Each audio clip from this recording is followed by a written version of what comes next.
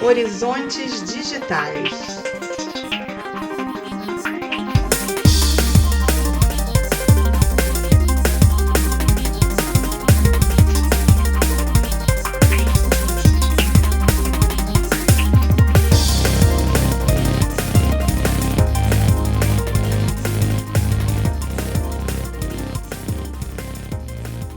Olá, bom dia, boa tarde, boa noite. Este é o episódio número 9 do podcast Horizontes Digitais, organizado pelo campus São João de Meriti do Instituto Federal do Rio de Janeiro. Nós procuramos trazer sempre discussões interessantes relacionadas ao universo das tecnologias, analisando seus impactos na vida das pessoas e na sociedade como um todo. Eu sou o professor Gilvan Vilarim, estou aqui com o meu colega Alberto Alvadia. Alberto, mais uma vez, seu alô inicial. Bom dia, Gilvan. Bom dia aos nossos ouvintes. É um prazer estar com vocês aqui para mais um episódio de Horizontes Digitais. Legal. Pessoal, hoje nós vamos fazer uma parte 2 sobre o tema das tecnologias na educação. Na parte 1, nós conversamos um pouco sobre a substituição do trabalho do professor nas escolas, sobre a desigualdade trazida pelo uso ou não das tecnologias, e se a tecnologia, afinal, vai resolver todos os problemas da educação. Nós acreditamos que não. É só você ouvir o episódio anterior para ficar atualizado. Alberto, esse assunto sobre tecnologias e educação, na verdade, gera temáticas que não acabam nunca, né? Realmente, né, Gilvan, esse assunto, né, sobre a presença das tecnologias na educação é um assunto que é urgente, não é? De fato, é um percurso sem volta, não é? Que é a penetração da tecnologia nas nossas vidas. Isso é uma espinha dorsal, né, aqui dessa proposta de podcast. E a grande questão na educação, como em outras esferas, é aquela, né? Com que propósito, de que maneira, né, a tecnologia vai ser desenvolvida nos diversos campos da vida humana, e nesse particular aqui de hoje na educação, de modo que ela signifique de fato um ganho qualitativo para a vida das pessoas, signifique democratização do acesso ao conhecimento humano, né, e funcione como uma ferramenta de emancipação das sociedades. É isso aí. Bom, então vamos a mais algumas questões. Alberto, primeira pergunta. A gente já se acostumou a ter, assim, os alunos, principalmente os mais jovens, a utilizar tecnologias digitais durante as aulas. Por exemplo, usar um celular durante a aula, usar um tablet. E isso está ficando cada vez mais comum porque eles, até numa idade muito baixa, já têm esse tipo de aparelho. E aí, Alberto, a gente está falando de algo bom ou ruim para o ambiente educacional da sala de aula? Bem, com relação à sala de aula especificamente, né, então, o uso de tecnologias, e aí mais imediatamente a gente pensa, né, ao encontro da tua pergunta, no telefone celular, né, embora a gente possa pensar em outros usos, como pelo próprio professor, para exposição, para acesso à informação, mas no tocante ao celular, é uma questão difícil, né? Há inclusive uma lei, né, que proíbe a utilização de celular em sala de aula, mas quando a gente aterrissa na realidade, a gente percebe que é bastante difícil, muitas vezes, esse tipo de controle, não é? O clima na sala de aula muitas vezes pode ficar muito tenso, né? À medida que um professor tem que se concentrar em ministrar o seu conteúdo, né? Em eventualmente tomar conta de 10, 20, 30 pessoas, né? Todas potencialmente, né, com condição de uso do aparelho. O grande desafio, né, para a educação na sala de aula com acesso imediato a ferramentas, né, tecnológicas, que em tese, ou na primeira vista, ou na camada superficial, podem dispersar o estudante, eu acho que é estabelecer, né, arranjos, né, didáticos que estabeleçam, né, espaços e momentos para o uso da ferramenta e que possam estabelecer esses espaços potencializando o uso da ferramenta, que assim você inclui, né, a utilização da ferramenta de alguma maneira, mas inclui pedagogicamente. Eu acho que parte desse acordo também pode ser deixar claro que determinadas situações que incluem a dinâmica atual, das atuais gerações, como contatos de urgência, eventualmente mensagens rápidas, recados, que não impactem na dinâmica geral da sala de aula, podem ser realizados, né? Eu imagino que a gente possa usar nossa criatividade, né, e nossa capacidade de estabelecer arranjos, acordos e pactos com os estudantes de maneira que a gente não reproduza, né, dinâmicas de tensão que muitas vezes podem parecer inócuas, né? Fica uma guerra de estica e puxa muitas vezes com os estudantes, né? Gera tensionamento, gera quebra de confiança e as relações não avançam. Portanto, eu acho que se é inevitável a presença de alguma forma com os estudantes, né? Hoje em dia os jovens desde muito cedo têm seu próprio aparelho, eu acho que cada caso é um caso e a gente deveria valorizar as janelas que os arranjos e acordos abrem para as pessoas, né? Em que momento usar, como utilizar, fazer o estudante refletir, né? Ou ajudá-lo a refletir se de fato é necessário estar o tempo todo conversando em paralelo, estar o tempo todo acessando conteúdos que não têm a ver com aquele momento, que haverá outros momentos em que ele poderá livremente acessar os conteúdos que lhe interessam, não é? Valorizando o espaço da sala de aula para o debate de algumas situações onde o docente, né, o professor, pode ser o orientador. Então, eu imagino que nesse percurso, né, de estabelecimento de arranjos, de estímulo da reflexão, mas de acolhimento da tecnologia, né, como uma ferramenta potencial de ampliação do acesso às coisas, eu acho que é um caminho a ser apontado para todos nós pensarmos juntos. Sim, e eu acho que você tocou em alguns pontos que têm assim, muita convergência com o que eu acho também, né? A gente não pode satanizar o celular, digamos assim, dizendo que, na verdade, é automaticamente um dispositivo proibido em sala de aula, até porque para muitas atividades pedagógicas ele pode ser realmente uma ferramenta útil para determinadas dinâmicas dentro da própria sala de aula, seja com o professor, com alunos ou até com os dois.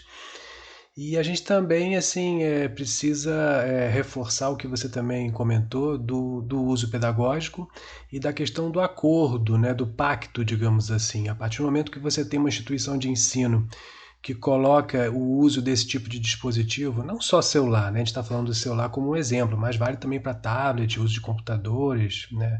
Portáteis e por aí, e o que mais forem inventando no futuro. A partir do momento que você tem esse pacto pedagógico, esse diálogo com a turma de como fazer um bom uso, né, de didático, pedagógico dentro da sala de aula, aí sim eu acho que a coisa vai caminhar para uma situação melhor, com menos conflito e com uma utilização mais produtiva, digamos assim, desse tipo de dispositivo. Alberto, existe também uma outra discussão interessante, né? E ela volta e meia aparece em reportagens, aparece também fora das discussões acadêmicas, na sociedade de forma geral, que é o uso dos conteúdos digitais em relação ao uso dos conteúdos em meio físico, né? Principalmente papel. Parece que ainda não existe um consenso acadêmico, por exemplo, se utilizar, vamos supor, um livro digital é melhor ou pior do que utilizar um livro de papel no processo de ensino-aprendizagem. E a gente tem que reconhecer que o papel ela é uma tecnologia que já está imersa na sociedade há séculos, né? O que você acha disso? A presença de um material digital também é outra expressão, né, inevitável do nosso tempo, e é possível que em algumas gerações o material físico seja uma pálida lembrança para as pessoas, né, ou até atinja o status de um formato cult, um formato vintage, como a gente hoje, né, tem algumas expressões materiais ou culturais de décadas atrás nas gerações atuais. Eu acho que realmente há muitas potencialidades no conteúdo digital, né, que a gente não pode prescindir. Eu penso aqui como acesso rápido ao conteúdo, em geral, custos mais baratos, né? Capacidade de portabilidade. Estou pensando em arquivos, né? Em livros, em artigos, né? Mas posso pensar na acessibilidade também, né? Ou seja, muitas vezes um conteúdo está a um clique de distância. Agora, também tenho que pensar que isso demanda o acesso a uma conexão de boa qualidade, né? Para abertura de páginas, para download de arquivos, exige um determinado tipo de equipamento, né, que comporte o material a ser acessado, a ser rodado, a ser aberto. Depende de acesso à energia elétrica. Então, aquela questão sobre a tecnologia, né? Ela facilita o acesso em muitos casos, mas também vai deixando dependente de alguns outros, né? E, portanto, ela deve fazer parte, né, a tecnologia, de um processo de democratização das condições que possibilitam as pessoas a terem acesso a essa própria tecnologia. Um outro aspecto também, que aí se liga com a questão que eu falei anteriormente das gerações, para a nossa geração tem uma dimensão cultural também, né? Nós que estamos na casa dos 40 em diante, por exemplo, e até menos, quem foi educado aí ainda nos anos 90, talvez primeira metade, né, da primeira década desse século, né, não tinha muito acesso a arquivos digitais, em se tratando de educação. Então a gente está acostumado, né, a manusear o livro, a arriscar o livro, né? Tem até pessoas que falam, e num sentido mais lúdico, de sentir o cheiro do livro. Eu acho que essas não são dimensões menores, né, a serem consideradas. Mas com certeza, para a educação enquanto projeto, né, e falando em termos ampliados e macro, é um percurso inevitável, acho que facilita em muitos aspectos, né? Agora, a velha questão é essa, como é que vai ser feito esse acesso, que não deve também significar nem a extinção do livro, demonização do livro. Eu acho que o incentivo a um certo formato não precisa necessariamente significar a desqualificação do outro. Sim, exatamente. E a gente percebe que muitas vezes até na indústria, né, em determinados modelos de produção, há uma certa necessidade de, para estimular o uso de uma certa tecnologia, você inferiorizar uma tecnologia anterior. Então a gente está vendo muito agora todo um movimento de valorização do mundo digital, do uso de materiais e conteúdos digitais.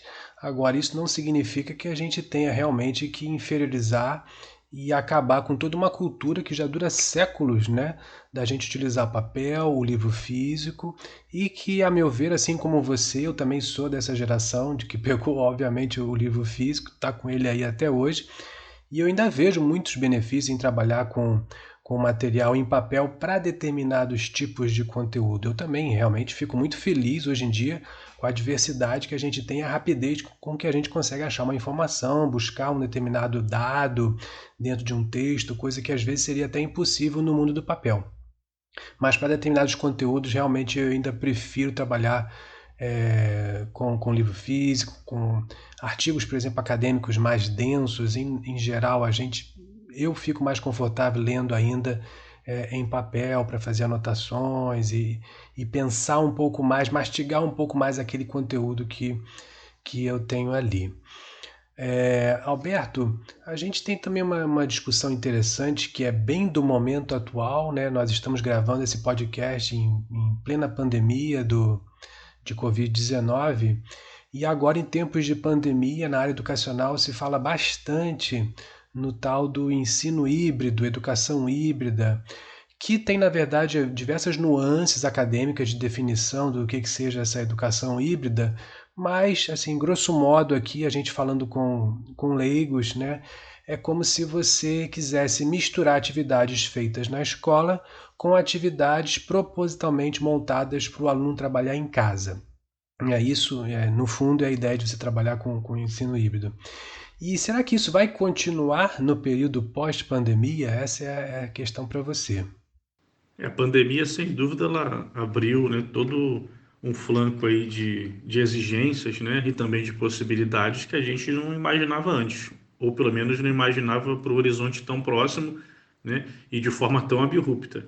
Então não é possível saber, né, o que vai permanecer no pós-pandemia. Inclusive, a gente está numa condição que a gente sequer consegue vislumbrar o fim da pandemia, né, mesmo após já 14 ou 15 meses de pandemia. Mas seria uma discussão que abriu uma janela que nesse momento aqui, né, não é o foco. Retomando então para a questão do ensino híbrido no pós-pandemia, né, a própria noção de ensino híbrido, né, ainda não está muito clara, muito definida, mas ela gira, né, ao meu ver, em torno de uma modalidade que, né, acomode tanto em atividades presenciais quanto a atividades à distância, né? O hibridismo é um conceito ali que sempre se situa enquanto uma categoria que ou entre duas outras categorias ou que se situa no entre, né? Eu, portanto, assim, Não imagino como é que será feito na prática ainda isso. Há apontamentos, né? Há ideias de que a gente vai ter algumas atividades, pelo menos no primeiro momento, né? Com uma reacomodação para um retorno presencial 100%. Vai ter uma acomodação para realizar atividades presenciais, outras online, quem sabe deixar conteúdos postados online, trabalhar em sala de aula, né? Numa dinâmica que realmente pode permanecer. A gente pode talvez passar a operar com salas de aula online, né? Como depositários de material e com abertura de fóruns para, por exemplo, o debate em formas permanentes, numa dinâmica que muitas vezes já acontece com docentes que mantêm páginas em redes sociais, docentes que já utilizam o WhatsApp para se comunicar, ou individualmente, ou em grupos com a turma.